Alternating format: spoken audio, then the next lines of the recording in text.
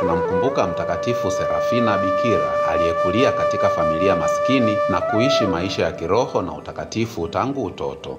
Aliingia katika shirika la madada wa Dominiko ambapo alijulikana kwa maisha yake ya maombi, upendo kwa wanyonge na huduma kwa wagonjwa.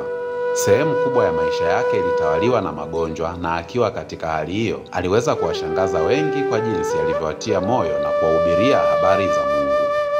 Kama sehemu ya maisha yake ya kiroho, alikuwa na maono na uzoefu wa kipekee wa kiroho ambavyo vilionyesha uhusiano wake wa karibu na Mungu. Alifariki akiwa na umri mdogo, lakini maisha yake ya imani yalithibitisha kuwa mfano wa utakatifu kwa wengine. Anaadhimishwa katika Kanisa Katoliki kama mtakatifu anayesifiwa kwa unyenyekevu, upendo kwa Mungu na huduma kwa watu. Kuna mengi ya kujua kuhusu watakatifu. Tafadhali tembelea mitandao yetu ya kijamii.